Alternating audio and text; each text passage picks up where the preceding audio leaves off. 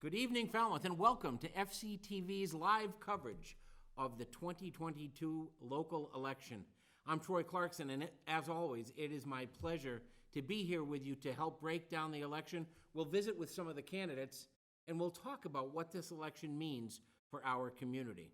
It's been my pleasure to do this election night coverage for several years now. As you can see, we are here live in Falmouth Town Hall. We usually broadcast from the FCTV studios, but we thought being right here where the action is would help enhance our coverage of this great local event. I would like to say that for many years, for the last 7 or 8 years, Jay Zavala has joined me at the table to cover the local election. Jay has stepped back for lots of reasons. So in Jay's stead with me, an able sidekick here, Falmouth Chamber President and my good friend, Michael Kasparian. Michael, welcome. Thank you very much, Troy. And, you know, with Jay, always tough shoes to fill. Second time, I guess, I'm getting to fill those shoes. And a great year for Jay, being named our 2022 Citizen of the Year. Had a great time feting Jay a couple weeks ago, and it's my pleasure, my honor to be here in his place, working with you. And you're right. I think there's a lot of things we're going to be talking about, talking to some folks as well. They're going to be coming in, some guest appearances. But I think that it really bodes as such an important time for Falmouth.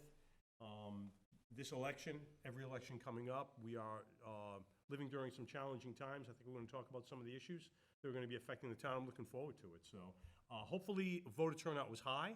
I hope it was, and that people exercise their votes, their right to vote. And as we get closer to 9 o'clock, we'll see what some of these races have finished up at, right? You bet. It's going to be fun. We will cover every race on the ballot. There are 8 ballot questions. We will talk about each of those individually as well. Of course, Michael, topping the ticket is the race for the select board. Before we get into the candidates that are on the ballot, we should probably note there is one vacant seat on the board. Select board member Megan English Braga has served, I think served very well and honorably. She brought a lot of experience, her skills as an attorney and a mediator to the board, but she has stepped away. I did speak to Megan earlier today, Okay. and she's really happy to announce that she'll be joining the staff of our Register of Probate, Anastasia Welch-Perino, as an assistant register. Wonderful. So it's really an important step forward professionally for Megan and her family. So she obviously, for that reason, has to step away from her duties as a member of the select board. But we can talk for a minute, I think, about what she has brought to the board. She serves right now, because she'll be in office until next Monday, serves on a board that for the first time is a board with 3 women on it. Yes. And I think they have brought some stability to the board, working very closely together, along with Sam Patterson and Doug Brown. And it's really been a good mix, I think, of experiences and perspectives. And they have been respectful. They've made some difficult decisions, but done it in a way, I think, that is representative of what a local executive board should be. No doubt with Megan, and we had the pleasure with working with her during COVID when she was the chair of the Board of Selectmen and the Select Board, and really provide some good leadership and help get some things through. She was on my speed dial. Obviously, we had a lot going on with businesses, with the closing down of businesses, trying to get things started up, and she was very responsive and really, I think, added a lot of leadership. Helped to really kind of get us moving in the right direction. So I think she'll be sorely missed. But like anything else, there's a season to everything. I'm glad she served. She served her community well. I'm glad there's another opportunity for her. She'll be happy. And then tonight, obviously, we're going to have 2 folks, 2 new seats. I know we've got Doug Brown running for re-election, and then 2 other candidates also vying for one of those seats, or we'll see how that goes. But it's always an exciting time when you have a little bit of change, I think. New ideas, fresh ideas, and we'll see. And again, as we said when we first started, this is a crucial time for Falmouth. There are a lot of issues. One of the big issues we're working on, and probably that concerns us the most at the Chamber, is the unaffordability of housing here and how it's affecting our businesses. We're looking for leadership, obviously, and I think the Select Board has proven time and again that they are committed to trying to find a solution, and working with everybody, working with the community to try to collaborate. So going forward, whoever does fill these positions are going to have a big challenge on their hand. There's just no question about it. And you had mentioned Megan's service during the pandemic, and I think that's something important to highlight as we take a look at the three candidates for the select board, because Michael, you and I, during that pandemic, realized that there was a need for a deeper discussion in the community and launched a program right here on FCTV called Falmouth Cares Business Roundtable. And a big reason why we did that is because we knew that the community needed access to more information. Our health agent did a phenomenal job reporting weekly in his videos on the pandemic. But its impact on our business community, on our residents as both employees and consumers was really important. And so Megan played an important role and was on that show a couple of different times, really sharing her perspective and acting as the point person for the community, as the chief elected official. And I think that's the kind of role that citizens look for their elected executives to play. It's a role that I was honored to fill for 12 years. I was saying to Michael before the cameras came on, tomorrow will represent the 29th anniversary of my own election to the select board here in Falmouth. You don't seem old enough for that, Troy. It's hard to believe. Well, I do tell people I was a kid. But I remember standing out on those front steps. Pat Flynn, who served this community for decades honorably, was elected on that same day with me. And I still have the printing plate from the Enterprise. Back in that day, the Enterprise was printed, each page was printed on aluminum plates. Okay. And Phil Stone, my stepdad from Stone's Barbershop, got the actual printing plate from the front page. And it was Pat Flynn and me and Bill Munson, who served on the Board of Library Trustees for many years. And I cherish those memories. But what's as important is a lot of those people are still involved today. Yes. Doug Brown was around in our community. As was, he's on the ballot as Edwin P. Zielinski II, but we know him as Scott. Also from a family that was active in the community and really part of the soul of the community. There's another candidate, Diana Moda, who's also been here in the community for a long time and has become active in civic affairs lately. So there are three candidates for 2 seats. We will have one of those candidates, Scott Zielinski, in just about 20 minutes live here on FCTV, where we can ask him about his priorities. I actually sat with Scott a few weeks ago at the Talk of the Town in North Falmouth and asked him some questions about his candidacy and had the opportunity to write about that visit in my column in the Enterprise. But I mentioned the fact that I served on the board so that we can give texture to our discussions, because I know how much work it is. Well, the other thing that comes up in your comments, I'm thinking to myself, 29 years ago, could you have even foreseen some of the issues that the town is dealing with now, 29 years later? Obviously, a simpler time, a gentler time, I might even say, and some of the issues that we're dealing with, which businesses are dealing with, home ownership, et cetera, and just really the pressure and just the enormity of the position of actually serving on the select board is pretty huge. And the other part, which strikes me from this conversation that you've started talking about this, is really heartwarming that there are 3 candidates for 2 positions, which really shows our citizenry steps up to the plate. They're willing to serve, people want to make a difference, and it's wonderful that people have a choice, and it really kind of fosters this environment where people are talking about issues, what's important, what their strengths are, what they can bring to this board, because you're right, it's a board of 5 people who have to work together. Everybody has a different talent, different strengths, and coming together to try to work for the common good. So they're dealing with things very differently now than 29 years ago, or even 9 years ago. So that is so true, and that's a good segue to start to talk about the select board race, because back then in 1993, there were discussions about the need for affordable housing. The term workforce housing hadn't even been invented yet. Right. But back then in the mid-90s, the Esker Place over off of 151 was just in its infancy. And we thought, and it was a huge accomplishment, that 6 or 7 affordable homes were built and sold to local residents. But today, that need is so much more acute. And the notion that any home, other than waterfront properties would sell for $600,000, $700,000, $800,000, $900,000 back then was preposterous. Right. Now, the median house price in Falmouth exceeds $600,000. So every day when I travel over the bridge to my work in the city of Brockton, every morning there's a traffic jam coming on Cape. Right. And I don't believe that that's an infrastructure issue.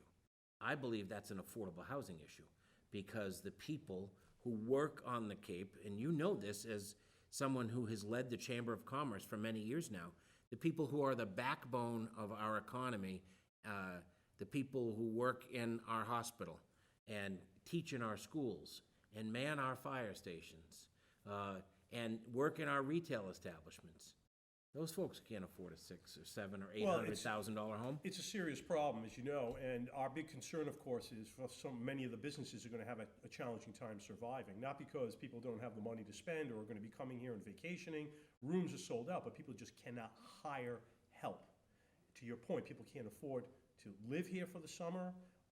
It's gotten to the point now where Chief Dunn can't keep a full police force. They're having challenges at Cape Cod Healthcare. We just produced a program with FCTV, a 3-part affordable housing series, which will be airing pretty soon, talking about all the issues that are plaguing us. And this is, to me, mission critical of what the town government really needs to collaborate with the chamber and businesses and other organizations in trying to solve this problem. And it seems like every time there's a conversation about affordable housing or some type of density somewhere, people start, not in my backyard, or we don't need that. Well, I'm not really sure how an aging population like Falmouth, I mean, come on, we have 32,000 people who live here. 45% of those folks are seniors. And the projections are that by 2030, we're going to still have about 32,000 people, but that number is going to be 60% senior citizens.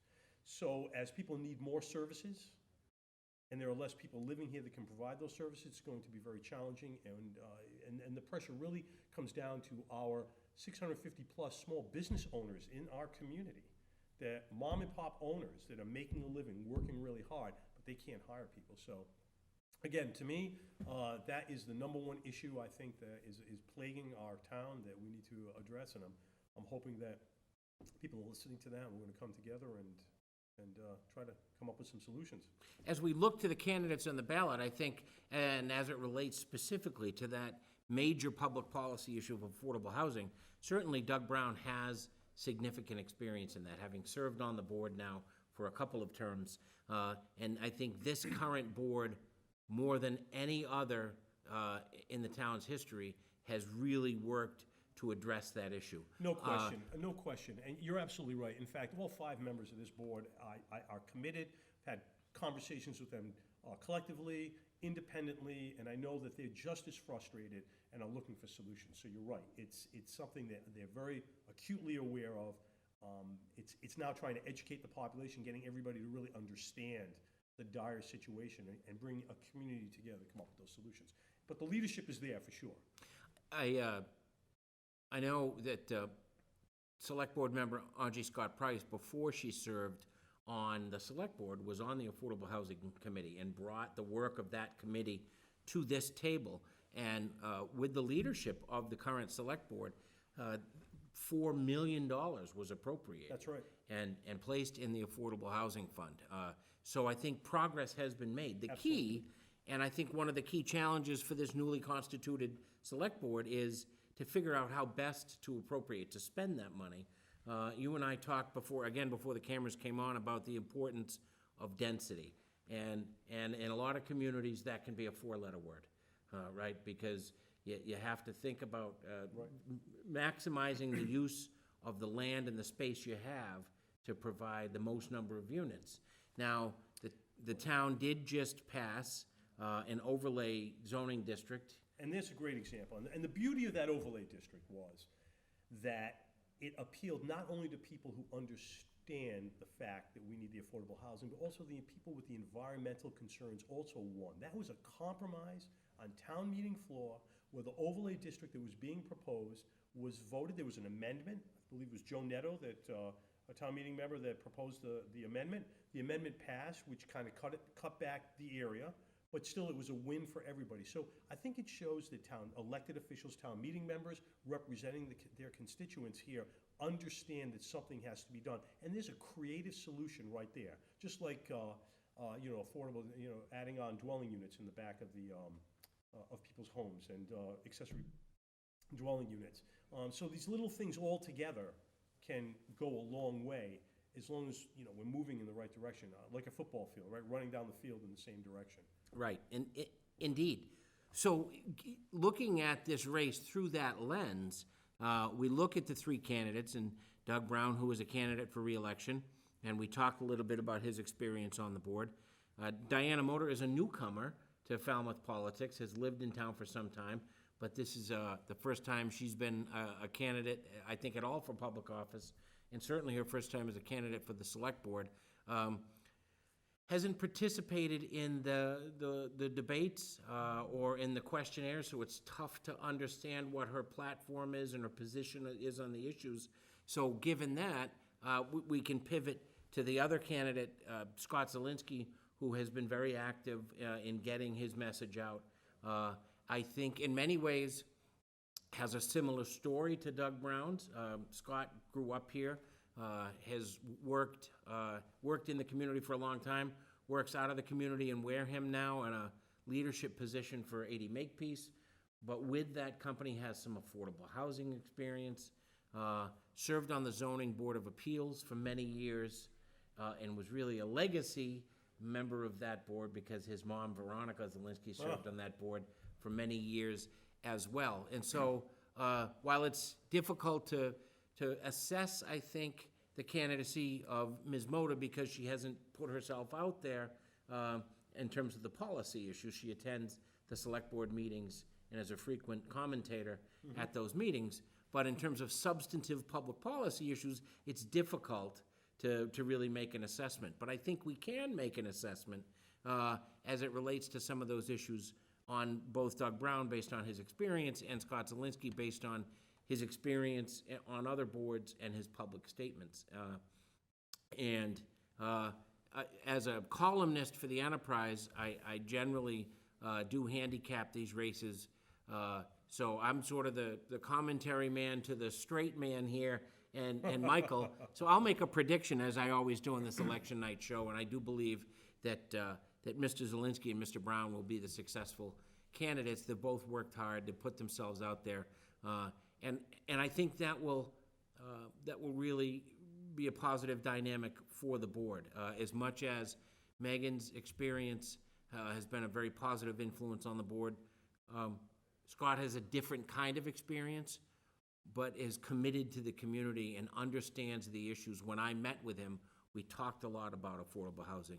He also talked about something, Michael, that I think you and I can chat about for a few minutes before we get into some of the other races, and that is the role of the public in the work of the select board. Because one of the things that Scott had said to me when we met was that he really wants to find new ways to enhance the public's engagement. And not just the sharing of information one way with the public, but trying to find ways to engage them and get feedback from the public. And, in many ways, we thought when social media emerged more than a decade ago that it was going to be that tool, but it really hasn't. And I think it's isolated people more, and they've reverted to their camps and their different philosophies. And so finding ways for the public to engage with the board is going to be really important for this board because, of course, it at least at this point appears that they will be one of the first and certainly most important jobs of this newly constituted board will be finding a new town manager. No question, they have a full plate, a lot of issues to deal with, and I think it's critical. The next several years are critical for our town, the survival of our town, the survival for the middle class in our town, for the people who live here and work here. Obviously, we live in a town where 50% of the homes are second homes. We have people coming in, and of those 50% of those second homes, 65% of those folks live in the suburban Boston area. And it's great, it's wonderful, it's a great boost to our local economy, keeps our tax rates low, etc. But it really makes it very challenging for the people who live here and work here and have to support their families, support our local businesses. So you're right. So we need also, I think, moving forward, vision is really gonna be the most important thing, from the board as well. And like you, I did Scott Zielinski as well as Doug Brown, because I frequently speak with Doug Brown, so I'm very well aware of his pro-business and pro-affordable housing, but also Mr. Zielinski and I had a conversation about that. He sought me out as president of the chamber and really wanted to make it clear to me where he stood, and pro-business person, understands, I think, also having grown up here, the importance of the affordable housing issue. So the leadership is the word that's gonna come up. I love the fact that he's thinking about the fact that we need to have this two-way conversation. One of the charms of this form of government we have here, with a select board, elected select board, and then elected town meeting members, is it really is participatory government. Everybody really does have a voice. And when you're thinking about 27 elected town meeting members in each precinct, representing the people in that in that particular precinct, when the dialogue is right and the information's flowing both ways, a lot of good things can happen. So Absolutely. yeah, it'll be I think a great new era for Falmouth. I think people are committed to moving forward, to understand that we do have our challenges, and that it's going to be a tough road, but we can keep moving forward. One of the things we've talked about on this election night show the last several years is the geographic variance in our community, and how there are sections of town that tend to support different candidates, that geographically it's difficult to be successful in a town-wide race without having strong support here in Precinct 1, and that Precinct 5, which is north and a little bit of West Falmouth, your precinct. My precinct 5, that's right. 1 and 5, it's difficult to win a town-wide race without carrying a strong vote in those precincts. But we've chatted, Michael, over the last few years, when we've had different candidates for the select board, about how some candidates more strongly identified with those different sections of town. But I get the sense, at least for Mr. Brown and Mr. Zielinski, that their support, you're gonna see when the election results come out about an hour from now, that they're gonna pull their support generally, I think, from some of the same places. I think that bodes well for the community, because what that means is that there's some unanimity and there's some widespread support. And I think that's important, and I think that that's good for the community. So let's just move forward, just to introduce, for those folks watching at home, there are other races on the ballot. So Michael, I'm gonna just tick through them pretty quickly. The next race on the ballot is the race for town clerk. I'll make another bold prediction, and that is that our veteran town clerk, Michael Palmer, will cruise to another victory. I'm gonna agree with you on that. He is, of course, unopposed, but Michael, in addition to being our town clerk for many, many years, was a mentor to me, and really taught me most of what I know about local elections when he was involved in my elections back almost 30 years ago. We do have a race for library trustee, but there are two candidates for 2 seats, and so we'll make another bold prediction that both Mary Fran Buckley and Catherine Elder will be successful. Catherine is a candidate for re-election, but Mary Fran Buckley is no stranger to libraries and to books. She, of course, has long been associated with Eight Cousins Bookstore, and is another civic activist, and has donated countless hours to this community. Her mom was someone who donated countless hours to the community when she was alive. So I love to see that, by the way, that generational activism. When you see Vicki Lowell and Nick Lowell standing up at town meeting, right? Or Mary Fran Buckley. When, last time Nick says, I had to get up and say this because my mom's not here, and she told me I had to say this. But which that's I got great. Chuckle, it was great. But you're right, because people care about the community, and that's the most wonderful thing. This is my, adopted home. I grew up in Providence, the city of Providence, where you could walk around and not run into anybody you know. Of course, here you can't go anywhere without running into everybody you know. And it's just been such a heartwarming experience for me to live in a town and work in a town where people really care and they're involved. And you're right, it's generational. People succeed their parents or serve with their parents on town meeting floor, and it's a wonderful thing. And that's why I'm always very optimistic that together we can solve these issues and these problems, and that together the town will put the right people in leadership roles that are going to, lead us, to the success that we will undoubtedly get. No question. Yeah, that's great. And speaking of that, some of those issues, critical issues, not only come before this table, before the select board, but the planning board is a very important player in development and solving issues like climate change and affordable housing. And there are two candidates for two seats on the planning board, both of them veterans, both of them serving honorably for some time, Pat Kerfoot and Paul Dreyer. Now, we will have Scott Zielinski coming on in 5 minutes, but before we do, the next race is contested. And as you mentioned, Michael, a few minutes ago, it's just great to see that's a sign of a healthy democracy when you have multiple candidates for an open seat. So for the school committee, there are 3 seats available, and there are 6 candidates. Shea Brown Curlew, Melissa Keefe, who is a candidate for re-election. Melissa has served for many years. She's the only candidate for re-election. She is, correct? Yeah. and she has served honorably for many years. And another homegrown candidate who decided to give back. Nancy Kerrigan, Margaret Souza, Michael Halen, and Mark Mancini. And there has been a clear distinction, I think, between those candidates as they have debated here on FCTV, and of course, the coverage of the debates and their questionnaires and the enterprise has really given us a window into some clear choices for a school committee. But again, I see that as a good thing because there are enough people that care about this community, that want to give back, that really take the risk of putting themselves out there. It's a very important job. As you know, Falmouth is one of the best public school systems on the Cape. In fact, there are more students because of school choice that come to Falmouth High School than leave to go somewhere else. And the school committee has been very supportive.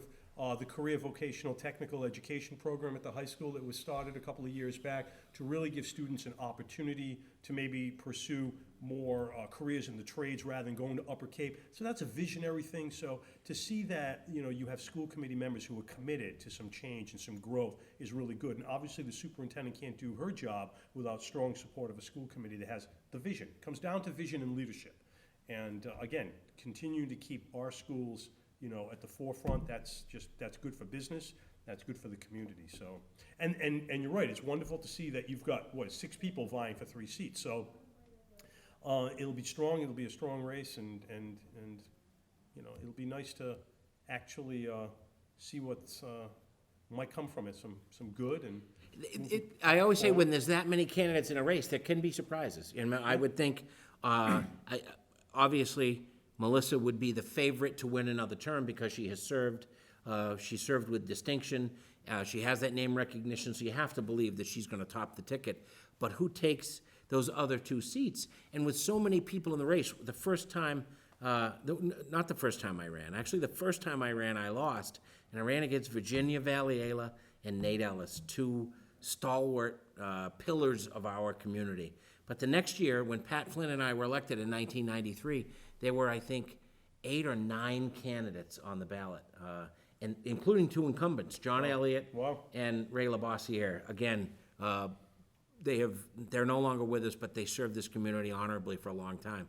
But with so many candidates on the ballot, the people that can get their people out to the polls are the people that can be successful. Well, what's really nice about having that many candidates, what I like about it, is the fact that people do think outside the box and they're not afraid to express their opinions. Because there are people out there, the voters who are thinking certain ways. Why can't we do this way or something a different way? And you have candidates that come out and start maybe exploring different. Like you said, there are varying opinions in this particular race, which were vocalized during the whole time. So it'll be very interesting to see which direction the voters want to see the school committee go in as far as the schools. So that's the one race I have to say that I'm very interested in, and I find it's going to be exciting and compelling. So, Michael Halen, no stranger to running for elected office, and often rises and speaks at town meeting, and smart gentleman. Margaret Souza, I had the pleasure of meeting with her and talking with her. She approached us at the chamber to talk about some of her ideas as well. So it's really nice. Of course, I've known Melissa Keefe for a long time, and had the pleasure of working with her on a couple of initiatives. So I think the time will tell, right? We've got. Indeed. We're getting close now. We are getting close now, and it is very close to the time where we will invite one of the candidates for the Select Board to sit down here with us at the table and talk about his candidacy. You know, we did talk, Michael, during the opening about some candidates, some folks being involved in local affairs and it becoming a tradition. And for others, it's really just part of who they are. Well, when I sat at Talk of the Town and chatted with Scott Zielinski, one of the things he talked about was that his employer encourages the employees of that company to be involved in their communities. And boy, It's outstanding. what a great thing to really encourage your employees to give back to your own communities. Wonderful. And it just so happens that now we have the opportunity to talk about that very fact with a candidate. It's our pleasure to go. welcome Edwin Scott Hello, Zielinski here to the gentlemen. table. How's Scott, Welcome, how are you? thanks so much for joining us. Thank you for having me. Really happy to have you here. Now, you're no stranger to this table, Scott. Michael's in my seat. The vice chair of the zoning board There we seat. go, right? But you are proposing to give up that seat for another chair at this table. So tell us, how's the campaign gone? How have you found the community? What has stood out to you in the last couple of months? You know, win or lose, I learned more about this town in the last 3 months and the people that are in it. Because you're required to reach across planes that you normally wouldn't and speak to people and find out how much we really do have in common in this town. And that you see people from afar and you think, oh, that's how they think. But it's not. When it comes down to the core of it, everybody wants Falmouth to be prosperous and safe. They all may have different roads to take to that. But the answer to your question is I learned more about myself and more about the town in the last 3 months than in 59 years. You know, I love your point, because, I find being a town meeting member, I'll go to town meeting, go to my precinct meeting, read the warrant book, and then somebody will get up and give a presentation, it'll change my perspective.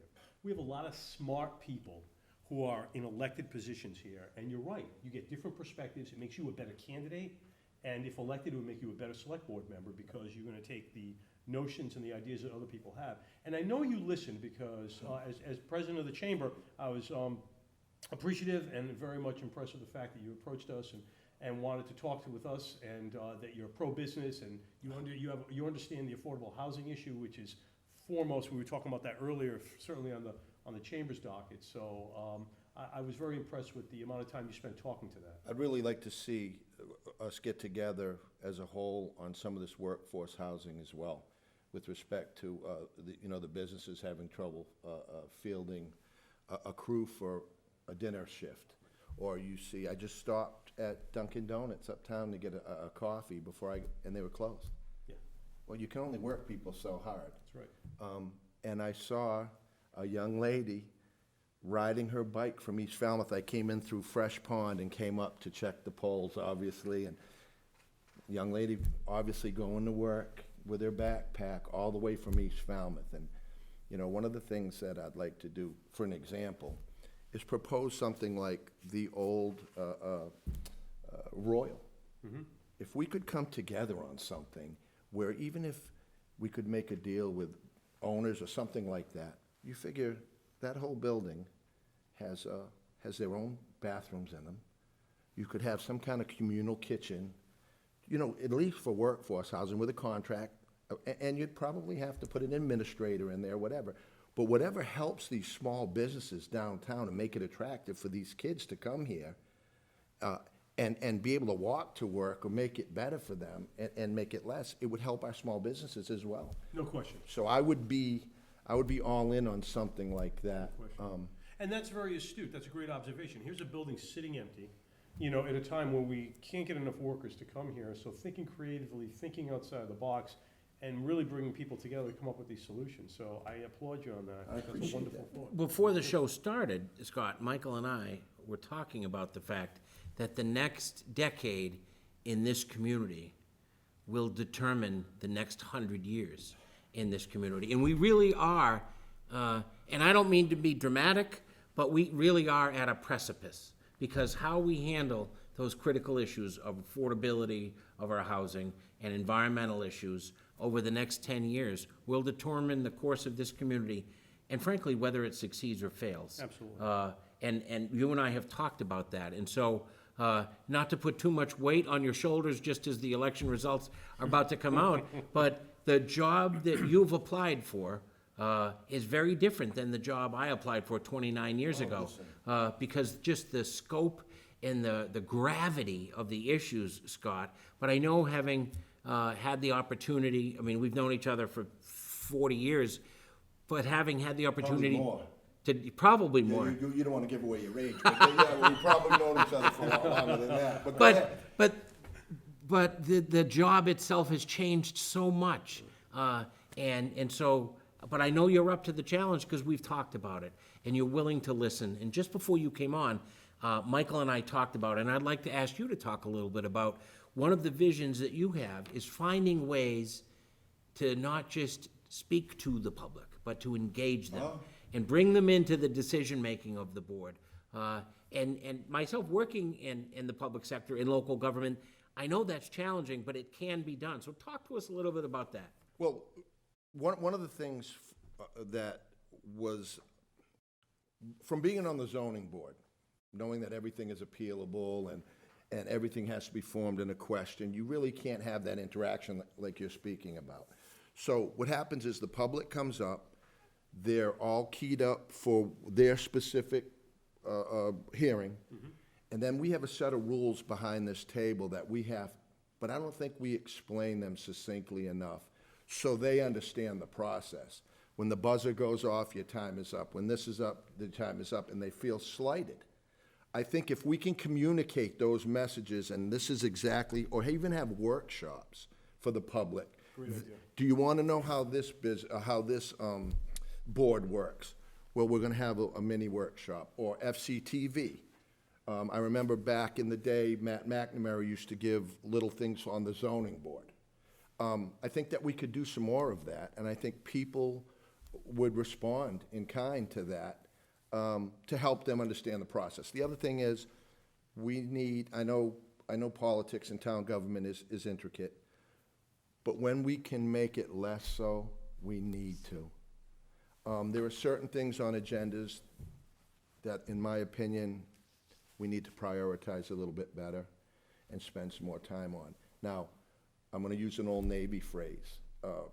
We have a 5-member board. 5 fingers on a hand makes a fist.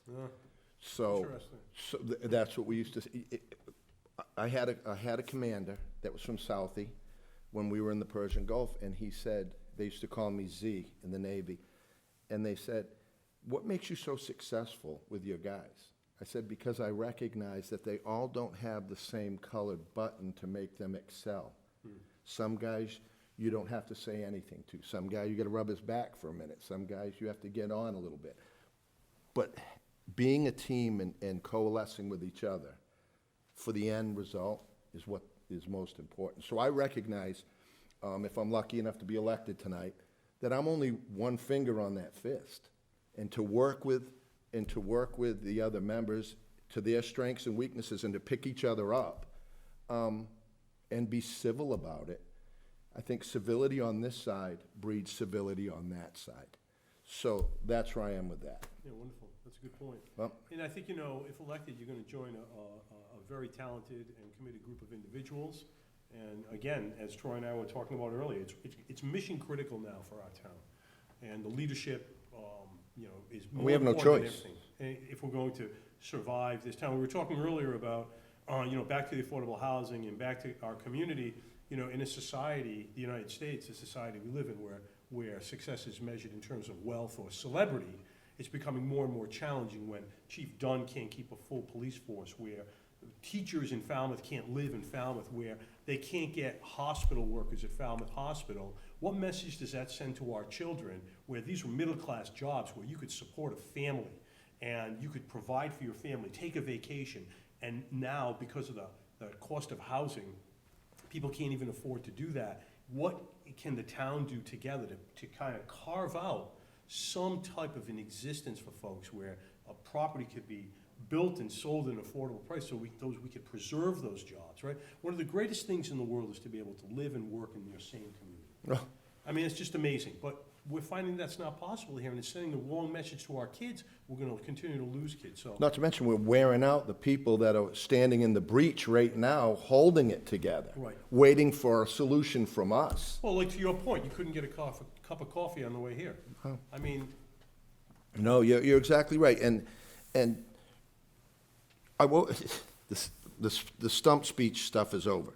So, here it is. I woke up one day and I said, you know what? We have all collectively got to cut the you-know-what and get back to work. Now, you'd brought up a very good point. You were just a stepping stone of advice and wisdom having this seat, because it started at my kitchen table when I was a kid, getting kicked out of my kitchen because Andy Dufresne and my parents were talking politics. This is nothing for children, get out of here. And I've watched it progress, and people have to adjust their styles, and you have to adjust to public sentiment, and you have to adapt or die on the vine, because you can't come here and not know the cadence or the temperature of the room and be effective at all. And I think with the zoning board, it helped us because people, again, were so keyed up, and I come to all the select board meetings, and you see them just so frustrated. That's what we have to find. We have to find a way where we can step into that circle together and knock the chips off the shoulders, whoever's got them this side, that side, whatever, and dig down and take one issue, solve it, or get it going in the right direction before you take on something and convolute the system. Because that's what's happened. You know, we're in a vortex of plausible deniability. Not my job, not this, it's this fault. We don't have time to blame things on anybody anymore. We got to get to it. no, it's a good point. Really, responsibility needs to come before entitlement, right? Absolutely. You step up to the plate and get it together. It's a team. It goes back to what you were talking about, being a team. You can't always get your way, but it's all about compromise. What's best for the citizenry, what's best for the community. Now, Scott, I know you've worked hard over the last few months to reintroduce yourself to a lot of folks in the community and to introduce yourself to some folks who may not have had the opportunity to meet you. But tonight, here live on FCTV, you have the chance to connect directly with the folks here. So take us, I think, from that kitchen table to today, because one of the things we talked about before you joined us was one of the things I love to see is the legacy of service in this community. And we talked about Vicki Lowell and her son Nick both being at town meeting. You know, we talked about Dick and, you know, there's so many. Dick and so Rich many- Kendall both Right. being involved in the community. Right. There's so many lists that we could go over. But your mom served this community for so long at this table on the zoning board.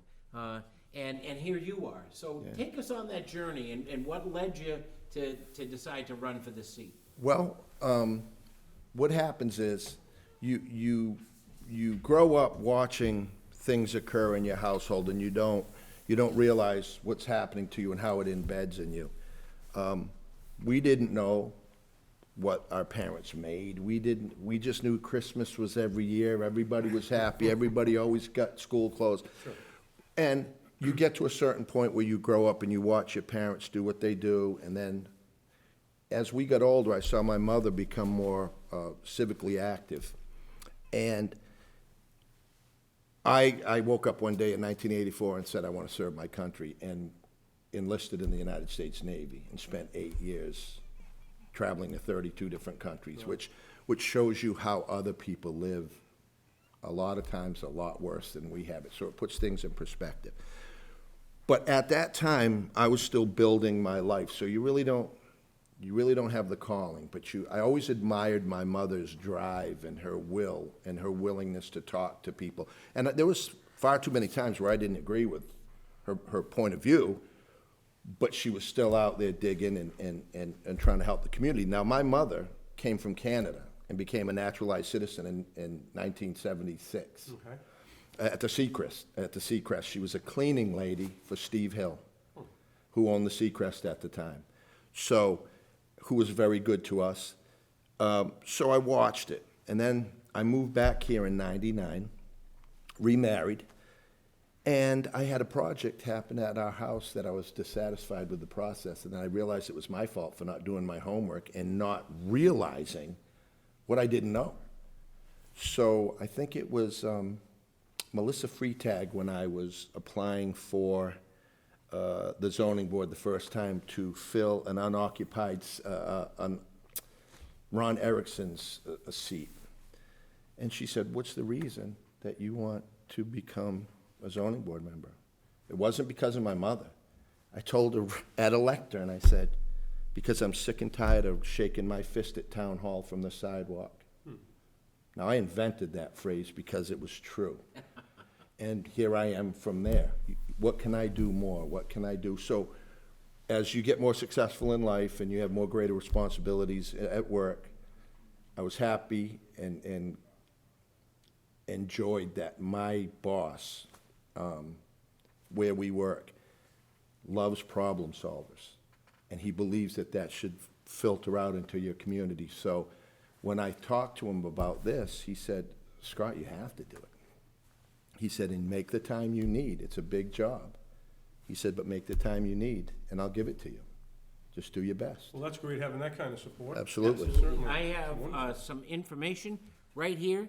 First here, as always, right here live on FCTV. From Troy, here we go. We do have results. These are results from Precinct 1, which is here in Town Hall. We do hope to have Town Clerk Michael Palmer, who, by the way, at least in Precinct 1, is cruising to another term, 576 to 2 write-ins. So it's safe to say that Michael Palmer will be reelected as our town clerk.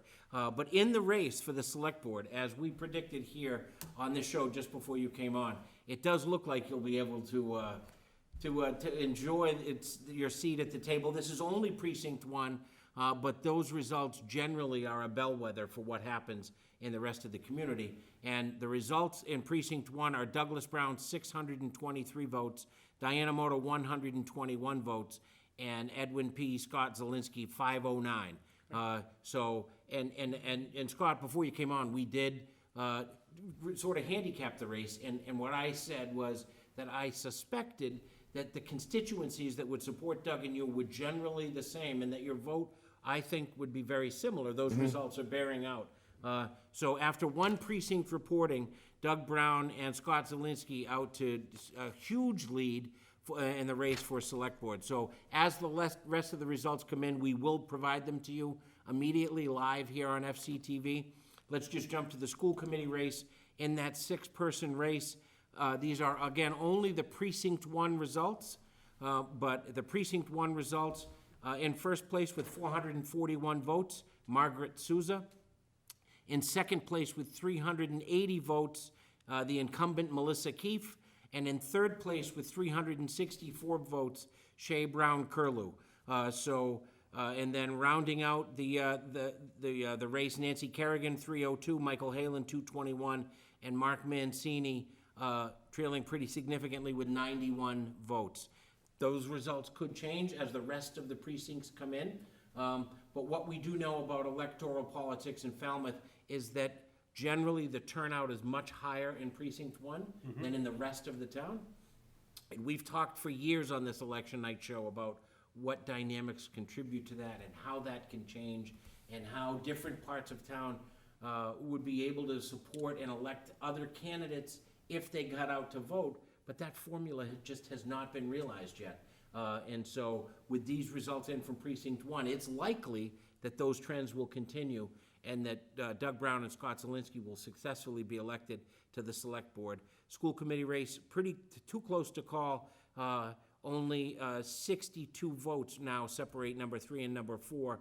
So we'll see how that unfolds. But Scott, you have to be happy with those early results. Absolutely. A very strong showing in your first bid for elected office. Absolutely, I appreciate it. I appreciate the time. Unfortunately, I have to go. Someone that asked me to say hello, Batman, to you is waiting at the other end. That person said you'd know what I was talking about. Yes, indeed. But- My new car, we call well, Michael knows, I call the The Batmobile. Batmobile. So, Thank you for joining us. listen, I look forward to Best of luck to you. speaking, and Yeah, wonderful. I'm gonna pick your brain a lot. Yes, so you bet. Thank you Best very of luck. much. Night, folks, thank you. We'll see you soon. Yes, sir. All right. Where's the Bye-bye. victory party? Josh's in East Falmouth. Wonderful. Excellent. Enjoy. We'll see you. All right, Scott, take care. So there you have it, both the results and the candidate here live on FCTV. And thanks to Scott Zielinski for taking time. You know, election night is always a flurry of activity, and we are profoundly grateful that he took the time to join us here live on FCTV to share what looks like it's going to be a pretty good night for him. Looks like Scott Zielinski, Doug Brown, and Michael Palmer out there ahead in the, you know? We, But you're right, it's very close between 3 and 4 in the school committee. And I think that can be effective, different precincts, that more or less, see what that turnout is going to be like to affect that race when you have, if you do actually have fewer people voting spread out over 6 candidates, it'll be very interesting how that plays out. And that's exactly what we talked about before the results started to come in. So in a race with that many candidates, and with, in a community where Falmouth is not a monolith, right? Not everyone in the community thinks the same way, which I think is good. That's healthy. That's good for our community. But in some ways, those different philosophies break out by regions. And so particularly with the school committee race, and I remember the days where school committee races weren't politicized. But I think more emblematic of what's happening in our politics nationwide, even local school committee races have become highly politicized. And when we saw some of that during this campaign, less so, I think, in the select board race, the issues were not partisan issues, they were local issues. I agree with you. I thought it was very cordial, and you're right. They were local issues being talked about, and you're absolutely right. It wasn't really partisan at all. I think everybody, all 3 candidates were speaking to the same idea and notion and trying to, see the town go in a specific direction. So let's look quickly, Michael, at the other races. We haven't talked a lot about the ballot questions, but this is a good time. Sure. Since we have some preliminary results. Of course, questions 1 and 2 were asking to support capital projects. Questions 3 through 8 were what I'll call Administrative, housekeeping. right. Right, ministerial almost issues, just cleaning up some language in the town charter. That's not at all to minimize them, because Peter Clark and the folks on the Charter Review Committee have done Outstanding incredible job. work That's to right. just modernize and clean up the blueprint for our local government, our town charter. But I do expect that all of those will pass. None of them were controversial by pretty wide margins. So the voters' attention were really on the first 2 questions. One, of course, question 1 fire was the station. fire station. The fire station out on Sandwich Road, that's a $10 million debt exclusion. And what that means is we would raise the taxes to support the debt only for the term of that project, and then the debt would come down. And so that question, question 1 in Precinct 1 passed by a wide margin, 533 yeses to 145 noes. Which I'm I sorry, think- that's question 2. That's question 2. Okay. Question 1 also passed by a wide margin. Wastewater question. Yes, question 2 was improving, I can read it right here. Exempt from the provisions of Proposition 2.5, the amounts required to pay for the bond issued with paid cost of engineering, design, and construction of improvements to the wastewater treatment facility. And this is actually a perfect time to be doing work like this, because the money coming from the bipartisan infrastructure law at the federal level can fund as much as 49% of those capital costs. And again, back to what we were talking about before, about housing, density, all this wastewater treatment and the capacity is just, that's all part of the whole solution. So, and I think there was very strong support for, obviously, both of these questions on town meeting floor. So I wouldn't be surprised, now that you've got the numbers, how question 1, I'm sure you're gonna have similar percentages. Yeah, so, question 1, yes. And Precinct 1 was a yes, 423 to no, 238, so that's a pretty comfortable Yep. Margin. And on the ballot questions, we can switch. We now have Precinct 6. Precinct 6, which cuts through the middle of town. Precinct 6 runs up Brick Hill Road and also goes down to the end of Brick Hill Road, so it includes Part of West Falmouth. part of there. West Falmouth and up to part of East Falmouth in the geographic center of town. It's actually where I live.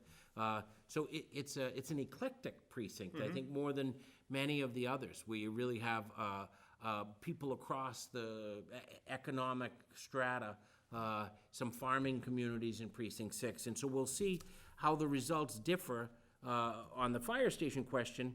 Again, a wide margin of support, 344 to 178 yes. So it looks like question 1 is cruising to a yes vote townwide. Sure.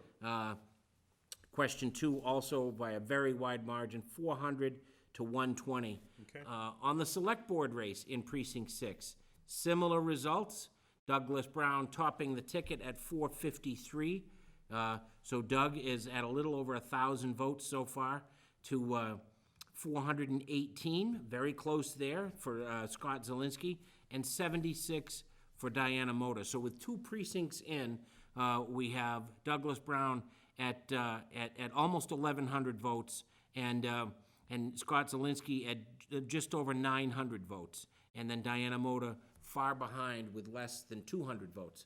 So with those 2 precincts in, too early to call the whole race, Right. but it certainly looks like that's a very strong But I think trend. to your point too, that Precinct 6 really does represent a wide variety of folks in town and geographically going across. And obviously, the folks who are in the easternmost part of that precinct are obviously very positively affected by a new fire station and have that need, so. Now, on the school committee race, interesting, Precinct 6 is different than Precinct 1. It is, And okay. so topping the ticket in Precinct 6 is the incumbent Melissa Keefe with 334 votes. Number 2 in Precinct 6 is Margaret Souza, who was number 1 in Precinct 1. And now bumping into the top 3 in Precinct 6 is Michael Halen with 239. Not too far behind Michael is Shea Brown Curlew, who was in the top 3 in Precinct 1 with 213, Nancy Kerrigan 208, and Mark Mancini with 110. So looks to be a pretty tight race for the school committee. So, you know, it looks... As we had said. Right, as we had We said. know that's the race to watch, so, and we'll see now, we get another precinct coming in, and so this is, give us our 3rd precinct, and I do need, for the folks at home, you know, Michael and I are here in front of the cameras and are happy to bring you these results, but there's a tremendous amount of work that goes on behind the scenes. no question. And Jeff Wyman from FCTV orchestrates this show every year, along with Bob Fenstermaker and, of course, Deb Rogers and all of her team at FCTV. And so I just need to give them a shout out and say thank you, because they put all the work in that happens before the cameras go on at 7:30 on election night. And it's Jeff who's bringing over these results to me as they get developed right here at Town Hall. So, this is Precinct 3, which is largely T-ticket. Yep. Mara Vista, that whole area, that part of town. And again, in the race for Select Board, very close, but Doug Brown once again topping the ticket at 296.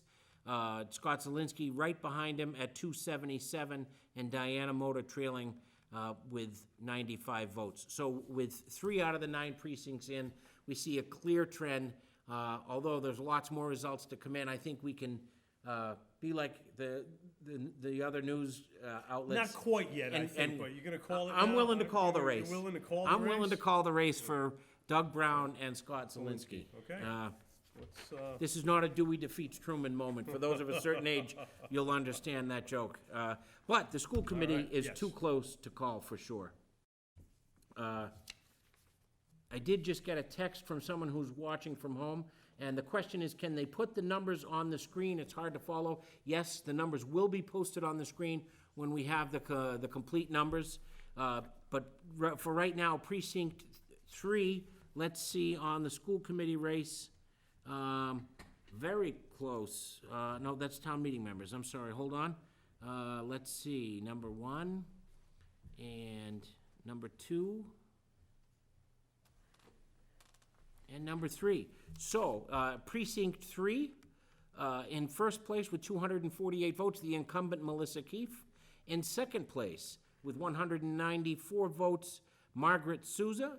And in third place with 174 votes, Michael Halen. So it does appear with 3 precincts reporting in, the number 1 and 2 spot are trending pretty solidly between Melissa Keefe and Margaret Souza. So this is actually a perfect time to segue and welcome one of those candidates, Margaret Souza. And welcome. Thank you. It's And good to be. congratulations. It looks like Well, we don't know you're yet. cruising along. Well, that's true. It is too early to tell, but Showing to begin with. Thank you. But with 3 precincts reporting, Margaret, you are in a solid second place. Thank you. So there is still 6 precincts to report, but generally, the trending seems to be pretty consistent, so we won't say congratulations yet. Good. However, we will say good for you for running a good, positive race, and the results seem to be bearing that out. So thank you for your willingness to serve, and tell us, for those who haven't met you, tell us a little bit about who is Margaret Souza and why do you want to be on the school committee? I was told that everyone says they want to give back to the town, and certainly I want to give back to the town. But my main reason for wanting to be in the school committee is I'm committed to education. I have been involved, I've been a student or a teacher or both most of my life. And I feel like I have some skills that hopefully can be useful here in Falmouth. And I'd like to support the good work the school committee's been doing, but I'd also like to help continue it in a more positive way. I'll tell you, what was really impressive was you were everywhere, talking to everybody.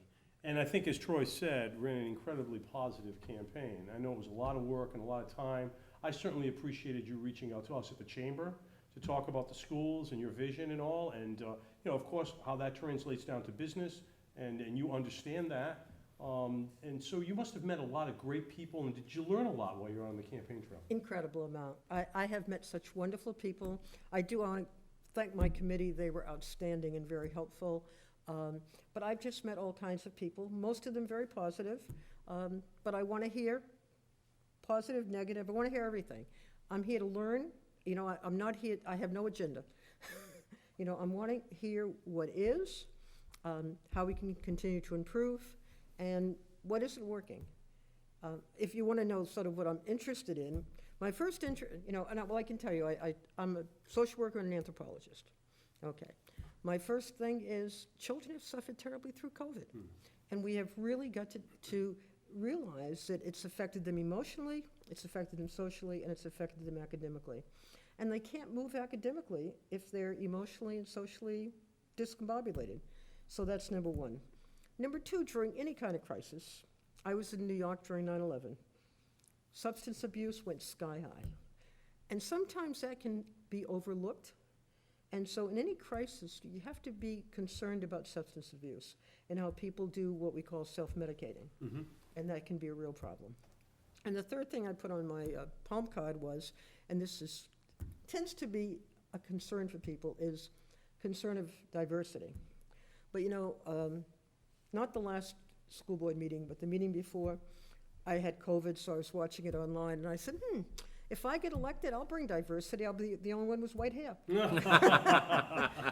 So diversity, and I really want to broaden that definition. Diversity means special needs children, physically handicapped children, socioeconomic differences. There's loads of diversity that we have to appreciate.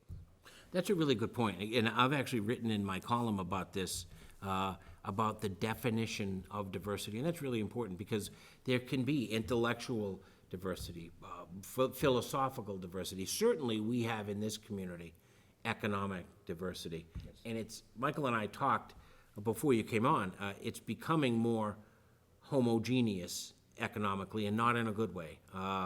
It's becoming a community where it's much more difficult for a broad range of folks across the economic spectrum to live here.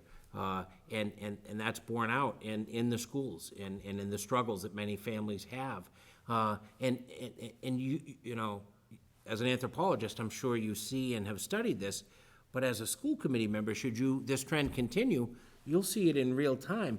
And because there's so much wealth in this community, some of the real struggles are masked and people don't see the poverty and the homelessness and the true struggles that many, many families in this town grapple with every single day. But the school department sees that because every child deserves an education, no matter their socioeconomic status. But it's becoming more and more of a challenge because that economic diversity is shrinking. And as an anthropologist, how do you approach that as a school committee member? Well, That's a heavy question, I know, gee. but I think you're up to it. Well, one of the things I think is important is that all students have to have access to the same information and have to have access to the same resources. And that becomes important because children who don't start ahead can be already behind. And how do we help them to move forward? How do we help them to, when you talk about socioeconomic, I want to tell you, one of the things I did a month ago, I volunteered for BETO. Oh, sure. And most of the people who lived there had jobs. Many of them were working 2 and 3 Without a jobs. doubt. Michael and I both serve on their advisory board. Okay, so, okay. We're gonna get you to sleep out with us this night, December 21st, the longest. You heard it here first on FCTV. I mean, it's without a doubt, the homelessness issue is a big problem in Falmouth, and when we think about, I think last year, Cape Wide, we lost 60 to 70 people, homeless people, died on Cape Cod last year. I mean, it's a huge number, and it's masked, and you're right, and everyone deserves the same opportunity and should have equal access, but because of the wealth that's in the community, a lot of it is masked. Yeah, and that I know is another, as diversity, that's another contentious issue. And the school department does an outstanding job now with helping to support some lower income families with meals, et cetera. They've done an outstanding job, and of course, everything from the Falmouth Service Center and all the other organizations in town that are supporting it. But it is really very important that the schools operate the way they have been in supporting those families that need a little bit more. And making sure that all the students, if someone has a father who's, brilliant, they bring them in and, have him present a class. Well, everyone should have access to that person, not just, this one individual child. And I think they try to do that, so I think that's essential. Well, it's wonderful. We were talking a little bit earlier about the school committee and how they've embraced new ideas, the different type of educational models that they're trying out and working the career vocational technical education program. I know the school committee was very much strongly behind that. It's been going on for a few years. So I think joining a board that has a vision anyway and is looking ahead, because I think that board has done an outstanding job in looking ahead, and having a superintendent that has a vision as well, I think will be, it will bode well for the school department going forward, and I think you'd be a welcome addition to that, Margaret. Well, one of the things that I have mentioned about this is, because I like to think that that's sort of one of the things I have is I can sort of think in that way. It's really important to make sure that's communicated well and in steps, because people don't think about, as a matter of fact, someone who was at one of my meetings said, hey, listen, if I'm in high school, if you got a 5-year vision, I'm gonna be out in 4 years, it's not gonna affect me. So what are the steps? What are the steps that we can say, this, you can expect this in 3 months, 6 months, or a year, and then we can evaluate. Did we succeed? If we did, great. If we didn't, what were the bumps? Were our expectations too high? How can we continue to evaluate what these ideals that we'd like to reach are so that we can communicate it well? I think that's so important. Sure. I'm going to stop you both right there for 1 second, because we do have more results to report to you here in our live election right. night coverage What here on precinct is this? FCTV. This is Precinct 2. So Precinct 2. Precinct 2 is much of the downtown, not here at Town Hall, this is Precinct 1, but as you get to the Shore Street area or so, that area, and then heads east to encompass most of Falmouth Heights. Okay. So that's Precinct 2. And in that precinct, for the select board, we've already called the race, and this I think validates that. Okay. So Doug Brown and Scott Zielinski cruising to comfortable victories here tonight. In Precinct 2, Scott Zielinski tops the ticket with 398, but Doug Brown a close second with 392, and Diana Moto with 94 votes. Okay. So after 4 precincts, that race is clearly headed in the direction of Doug Brown being reelected to another term and Scott Zielinski joining him on the select board. On the school committee race, Precinct 2, with 312 votes in first place, Melissa Keefe.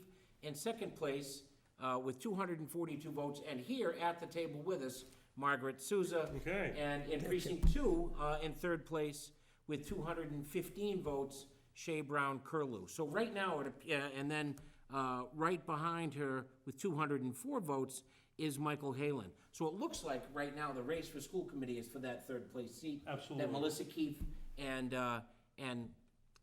Margaret Souza will be elected to a 3-year term in the school committee. After 4 precincts reporting, Shea Brown Curlew is slightly ahead of Mike Halen, but by my count, by only 20 or so votes. So that's a very We still tight have race. 5 precincts to go. And we still have 5 precincts right. to go. But it does appear that that is the defined race for that third seat right now, as both Nancy Kerrigan and Mark How Mancini. did Michael Palmer do in precinct 2? Michael Palmer, the write-ins are creeping up on him, but he did gather 427 votes in precinct 2 with 3 write-ins. You gonna call that? So too, I think right? we can We're gonna call comfortably, that one, we too. can call that race All right. for the town clerk, Michael Palmer, who has served this community for many, many years. And Margaret, as I mentioned to Michael before you came in, Michael has been active in politics, in elected politics, long before he was the town clerk.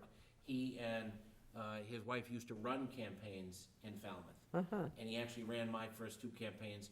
I was a member of the select board 29 years ago tomorrow was my first election. So lots of history at He this doesn't look table old here. enough to have done that 29 years ago. So, with the way things stand and the way that Troy's calling, it's gonna be pretty exciting for you. You put I'm a lot of very work in, and I'm sure you're very excited to get right to it. I am. I'm Wonderful. really excited. Like I said, education's about, if we do not educate our next generation, we're lost. I'm an anthropologist. Every society has got to have another group coming up, and they need to be well-educated. They need to, So what was your formula? You clearly, so Melissa, as we stated, has served honorably for a number of years, is an incumbent, had that name recognition, but in a crowded field, you had to find a way to get your message to the voters, and clearly, you were successful in doing that. So how did you do it? well, I should thank the Newcomers Club. Well, I was president 4 years ago, and it's a wonderful organization. If you're new in town or you have a life change, join Newcomers. So I need to thank them. The committee I had was outstanding. I'd stand at the town hall. I'd meet I had COVID, so that sort of cramped my style for a while. But I submitted my answers to the league, and they were read, so I appreciate the league for doing that. I went to the Democratic Committee meeting and spoke there, stood outside Shaw's and Stop and Shop and met shoppers. I went to some of the shows, one at Lawrence, one at the high school, talked to students, tried to talk to teachers, was at the post office on Saturday morning, talking to people, Chamber Business After Hours event, chamber. talking to business owners, That's right. which doesn't happen too often with people running for the school committee. That was very impressive. We were very impressed with that and appreciate that. And I've always appreciated business after hours, When I was president, I had to go. I choose to go now. Nice. It's a wonderful group, and it's nice to meet the businesses in town and to know what's happening. Well, I think it comes back to what Scott Zielinski was talking about before you came on, what you've also alluded to is you learn a lot by talking to different people, getting out of the comfort zone. It's not just parents, obviously parents are an important constituent when it's talking about the school department, but it's everybody, business owners and everybody else in the community. So being able to talk to people and get their opinions and views, so looks pretty good, Margaret. I'm hoping. Hey, let's That's see good now. He's got some old-fashioned- more coming in right here. Good old-fashioned retail politics. Okay. What precinct do we have now? This is precinct 7, Precinct 7. Okay. all in the 02536 zip code. Precinct 7 is parts of Wacoit, and I think goes up through parts of Hatchville, Okay. I believe. I don't have it all committed to memory, but most of it. Where's the map? All right, we're close enough. And I was at all the precincts today. Oh, My arms are tired. I'll bet they are. They had a lot of signs out there, too. I saw a lot of signs. I put signs out there. Yeah. A lot of wonderful people in town. I have met wonderful, wonderful people. And waving away, people honking, waving. People have been really, really wonderful. I asked Scott before he left, where's the victory party for him? What about for you? Where's your victory party tonight? I hear I'm invited across the street. I don't know. Wonderful. but Quarterdeck? Huh? Across the street to the quarterdeck? That's what I heard. Okay, well, there you go. But I can go to any party. You can go to any party. All I'm an right. equal opportunity All right. person. How are we looking here, Troy? Precinct 7, so, interesting results, not generally consistent with what we've seen Uh-oh. in the rest of the community. Okay. For the race for the select board, still very strong showing. Scott Zielinski topping the ticket with 290 votes, Doug Brown with 275, so they continue that strong trend. But in Precinct 7, Diana Motor pulling her most, or second highest number of votes, but the closest race thus far for her with 114 votes. Okay. So still, I think, insurmountable for Diana Moda and clearly victory for Doug Brown and Scott Zielinski. But in the school committee race, a little bit of a different twist. Topping the ticket with 233 votes, Melissa Keefe. Punching into the top three for the first time, Nancy Kerrigan with 205. And number 3 in Precinct 7 with 174, Mike Halen. Right behind him with 155, Margaret Souza,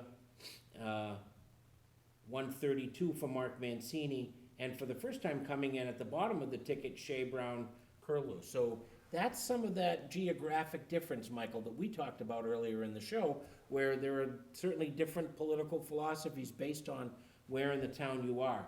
I think, Margaret, just doing the numbers in my head, that still keeps you comfortably in second place because the margins themselves, because of the low turnout in Precinct 7, the margins are much smaller. So the total difference between the top vote getter and the bottom vote getter, even though the 6 candidates, is 120 votes. Yeah, and again, when you've got 3 seats and 6 people running, that really chops up the number of Right. how that gets all, and you're not talking about a large voter turnout there. And that's what I mean, right? So Right, the so- total votes were 1,014 In the entire Precinct precinct, 7, yeah. whereas the total votes in Precinct 1 were 1,259. So in a local race, when you have 250 people, more people voting in that precinct, Right.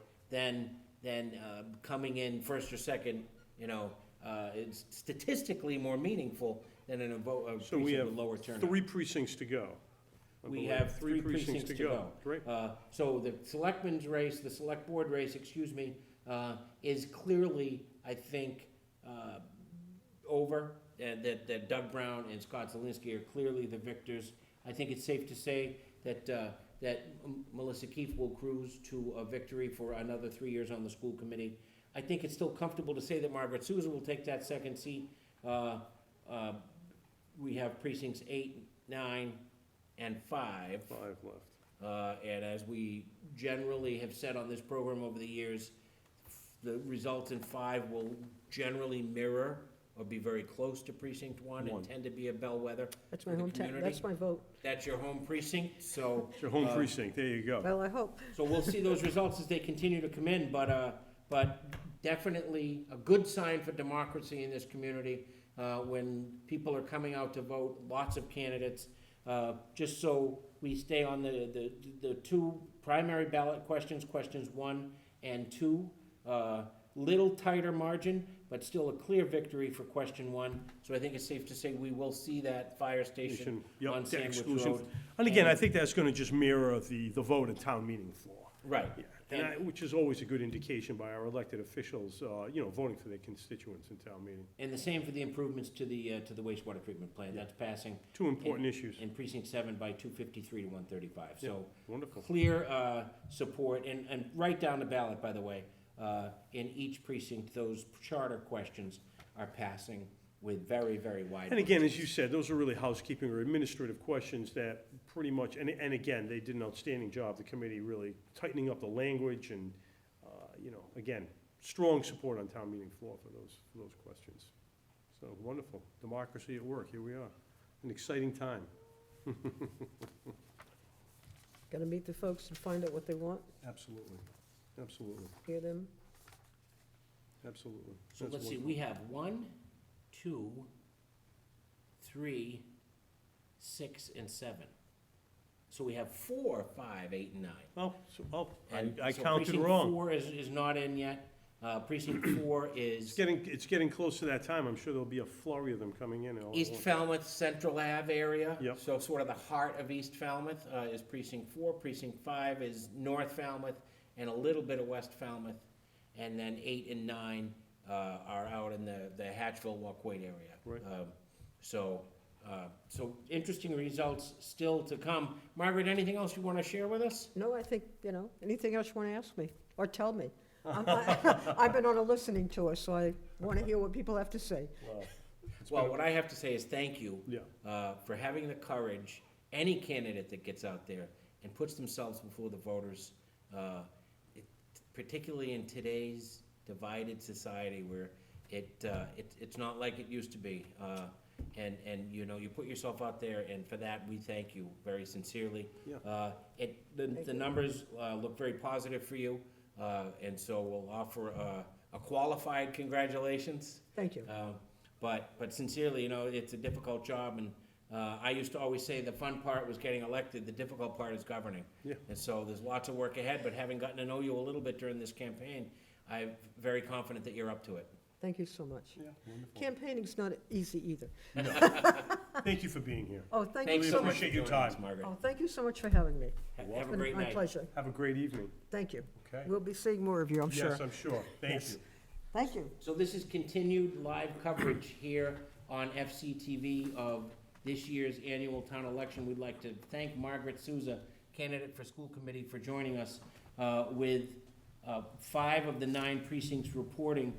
Margaret is in second place in a race for 3 seats, so she is, at least now, near the top of the leaderboard. Incumbent Melissa Keefe topping the ticket right now, and a pretty good battle for third place right now between Shea Brown Curlew and Michael Halen. That could change with 4 more coming in. Absolutely. But right now, that's the race on the school committee, is that race for third place. And as we've said a few times now, the race for select board is all but over, with Douglas Brown and Scott Zielinski with a very strong showing, and then the third place candidate well behind them, Diana Moda. So, as I said a minute ago, Michael, democracy is alive and well here in Falmouth. Yeah, it's nice to see people out voting and taking the time to do that. So important, so important. And I think one of the things that's so wonderful here is that the candidates really took their time to get out and meet with people, all of them. And it was good that you could actually approach people, like we've had our 2 guests here today, and talk to them, whether they were outside Stop and Shop or running into them somewhere else. I mean, it's the kind of town you're running into everybody. And it's wonderful that you can actually sit down and talk to somebody, you get to know them more. 2 degrees of separation here, so if you don't know them, you can be introduced to them fairly easily. And it's nice, neighbors serving neighbors, so. No question. And I think I liked your point, how you would thank Margaret for serving and being willing to serve. Really important that people are willing to do that, give their time, because like you said, the governing part is so challenging, so difficult, so time-consuming. It takes a lot. It takes a lot, and to give back is really important. It really does, and as we wait for the next results, I should mention another facet of Election Day that we haven't mentioned yet tonight, but I voted on my way here to Town Hall, and I voted at the high school. I'm a resident of Precinct 6. I think in my lifetime, I've lived in almost every precinct in this community. Really? But, so I live in Precinct 6 now, and I'm hopefully there to stay.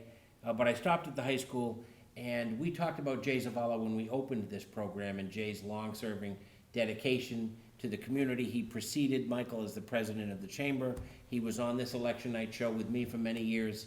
And when I went to vote tonight, He was there. was He's a working- volunteer. he was working at the polls, Absolutely. helping keep democracy in action. And those are some unsung heroes of local democracy. I worked at Precinct 6 years ago at the polls with Jay's wife, Susan, for many years, and my Aunt Peggy Clarkson. And so folks get up very, very early in the day to open the polls at 7 a.m., work straight through to 8 p.m., and then continue to work to make sure the votes are counted accurately and with integrity. And so to those folks who work the polls at all 9 of our precincts, I think we owe them a Absolutely. huge thank you. Thank you very Um, much, and- absolutely. And it really is a labor of love, and people come out and do it year in and year out. And with discussions nationwide about the integrity of elections, I think it's important to note how well elections are run here in Falmouth. And that's a credit not only to Town Clerk Mike Palmer, who has been doing that for many years, but again, to his team of people. And many people, because of the positive culture that he has created in local elections, have been working with him and for him for 20 years or more. Absolutely. And you see a lot of those same faces, and all the years I've been voting, it's a lot of the same volunteers in my precinct, and they're there, like you said, they're committed, day in and day out, election cycle to election cycle. Absolutely. Yeah. So, it's time for Doug Brown and Scott Zielinski to get to work. It was great to have Scott here at the table to really give some insights into his approach. He seems ready to dig in and is very committed to making the community an important part of the board's deliberations. And they have been. I mean, I think this current board has done a lot to enhance that relationship with the community and try to bring the community in. But by, adding that new energy and that new dynamic, I think it's always. No question, he'll be a very welcome addition. His energy, his vision, his ability to listen and want to work with everybody. Like he said, he was on a learning campaign. Those are the things, really. The true leader is the servant to all.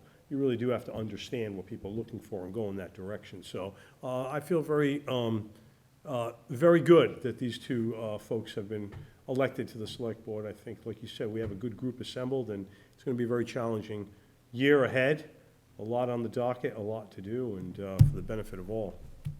And let's just chat about that again, Michael. We talked about it with Scott a little bit, and I really believe that the next 10 years in this community will determine the next 100 years in this community.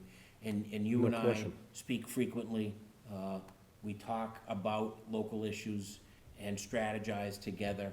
And it's really important that I don't think you can overstate the importance of the issues that are before the boards, both the select board and the planning board, that sit at this table on a weekly basis, because the approach that they take to affordable housing, to environmental issues, to climate change, to coastal resiliency, those issues will define the kind of community that we are. And it's great to live in a beautiful home,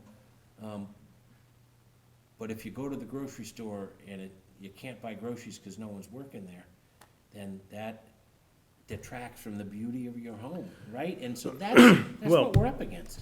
A lot of people have worked very hard, and you've seen, certainly you've been here your whole life, you've seen this community transition from a summer resort community to a pretty well-established year-round community with a year-round presence of business, employers, et cetera. And that's what's being threatened by this affordable housing issue. And of course, one of the greatest resources we have are our 80-so miles of coastline, more than any other town in the Commonwealth. And of course, making it a wonderful place for visitors to come, for second homeowners to want to settle. But having that equilibrium and that balance is so important. So when we've gotten to the point where we have these businesses, not doing anything to address the issue of them being able to hire people to support these businesses, we don't want to see it going back the other way. I meet with the other chamber executives frequently on the Cape, and some of the other communities that don't have the year-round population we do, they struggle. It's a struggle, very, very challenging, getting anything done during the course of the year. And I think we're blessed here. And people need to really understand that if we don't provide opportunities for our young people, if we don't keep families here, then, it's just going to be a high-priced retirement community that just won't be sustainable. One of the things we talked about earlier this evening was the need for outside folks to come and work seasonally. And the answer to that for decades here in Falmouth has been foreign workers that come in for the summer. That's right. But one of the challenges, and there are two different main visa programs, right, the J1 and the H2B That's right. program, and businesses can't even obtain a J1 visa now. Unless they can have provide someplace- housing, and they can prove that they have housing for those folks to come over here. Right. And that becomes more and more challenging. And of course, living on an island, we're not really a peninsula, makes it harder if there's really no mass transportation to bring people in anyway, so. What have you got there? So, Uh-huh. we've been providing you piecemeal the election results here for the annual town election in Falmouth, but thanks to the efficiency of our crackerjack staff here at FCTV and the crackerjack staff in Falmouth Town Clerk Mike Palmer's office, we do have the unofficial but final complete results for the town election. So we will read them as we go down. So in the race for select board, and we predicted this. You heard it here first in our election night coverage. Right here. A very close race for the top two seats. So Doug Brown, re-elected, topping the ticket with 3,408 votes. Edwin P. Zielinski II, also known as Scott Zielinski, with 3,216. So Doug Brown has been re-elected and Scott Zielinski has been elected as a member of the select board. Diana Moda trailing pretty significantly with 888 votes. Town clerk tops the ticket at 4,436 votes, so he did cruise. Michael Palmer, there he is, to another okay. victory. Yes. Again, predicted right here. Question 1 passes overwhelmingly with 2731 to 1421. And the race for school committee, so let's see. Topping the ticket with 2,572 votes, the incumbent Melissa Keefe. At number 2 with 2,072 votes, who joined us here tonight Margaret at the Souza. table, Margaret Souza. And the third top vote getter with 1,852 votes, Michael Halen. There you go. So Melissa Keefe, Margaret Souza, and Michael Halen. And rounding out that race, in fourth place, Shea Brown Curlew, 1647. Nancy Kerrigan, 1681.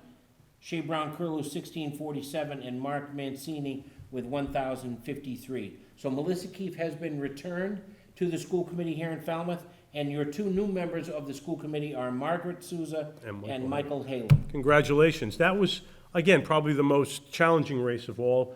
6 candidates for 3 positions. And boy, that did jump from precinct to precinct, so interesting. It'll be interesting once and I think what's behind here are the, these are the, yes, these are the town meeting members, but when, you'll see, FCTV always does a great public service and provides the precinct by precinct results. And so it'll be interesting to analyze that school committee race and see how it shook out geographically. But that was, that as we had provided with those updates periodically, the race really was for third place there. But Michael Halen winds up winning, so those precincts that were still out there that we hadn't heard from, 4, 5, 7, 8, and 9, Right. clearly put him comfortably over the top with 1852. So congratulations to Margaret Souza and Michael Halen for being elected, and to Melissa Keefe for being re-elected here in Falmouth. We will just run down for you question 1 again. Overwhelmingly yes. I'm assuming the same is for question 2? I'm looking If it's on there? for it. Were you on the ballot for town meeting? I was. Precinct 5, right? Precinct 5. Well, we should probably look and make sure that, Make sure I get in? Okay. I'm not sure how many years this will be now. It's quite a few. nearly topping the ticket in Precinct 5, Michael Kasparian with 314 votes, bested only by top vote getter and re-elected select board member Douglas Brown. So you cruised, Michael, to a comfortable victory as a town meeting member. Well, thank you very much. I Congratulations. appreciate that. Thank you for your votes. One interesting town meeting race, and I'll get to that in a minute as I look for question 2. Yes is 3,103, no's 1,079. Okay. So. That kind of fell in line with how it was going precinct by precinct. So, but in precinct 1, there was, oh, look at this. there was, This is the fun part for Troy, analyzing this here. Here we go. so there was an unexpired term in Precinct 1 for town meeting. Okay. So that happens when someone resigns or passes away and there's an open seat, and you have an election to fill the unexpired term. So this was a 2-year term, and our newly retired town council, Frank Duffy. Oh, and did he get the votes? I can't believe this, but it looks like by the unofficial results, it's a tie. Are you serious? 295 votes for Frank Duffy and 295 votes for James Newman. So do they have to have a duel now? I'm hopeful that Town Clerk Mike Palmer will still join us. We're winding up our coverage here. But if he does, we will ask him what happens. What happens in that? And the Sudden instance death, of a I don't tie. know. I think what happens is the voters, all right, I'm hearing Michael is still busy counting and cleaning up the election, so he will not be joining us. But I think what happens Flip a coin? is that the town meeting members convene and decide, the elected town meeting members. I could be wrong. That's interesting. But I That'd be- think that that's what happens. At least, if there's a vacancy during the term, I seem to remember that happening over the years.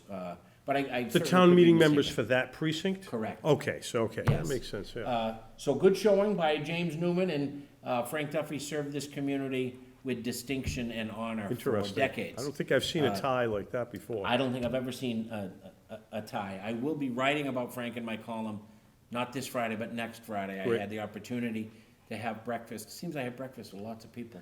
With Frank recently. Most important meal of the day. and chatted with Frank about his career, serving as both an appointed town council and then as an employee over the last 40-plus years. So the history that he has seen and been a part of has really been impressive. So congratulations to you, Frank, for putting your name out there, and we will see. There's a cliffhanger here in the election results. The rest of the results are clear, so we'll run through them one more time for you before we say thank you and good night. Doug Brown and Scott Zielinski overwhelmingly both elected to the select board. The school committee, the contested school committee race, Melissa Keefe, Margaret Souza, and Michael Halen, and Town Clerk Michael Palmer overwhelmingly and comfortably reelected. Questions 1 and 2 for a fire station and sewer system improvements, both passing overwhelmingly. So Michael, your first go around here on election night. You are no stranger to FCTV and a current frequent contributor on Falmouth in Focus, of course, and you just did that tremendous affordable housing show, but thoughts on this show and covering election night here in Falmouth? Well, I think it's tremendous. And one of the greatest strengths we have here in Falmouth is Falmouth Community Television. And believe me, as most of our viewers know, there are not many communities out there that have this type of organization that is bringing them news, cutting edge. And this is just wonderful. Again, it's neighbors serving neighbors, and it's wonderful. I was honored and thrilled to participate. This was great, a lot of fun.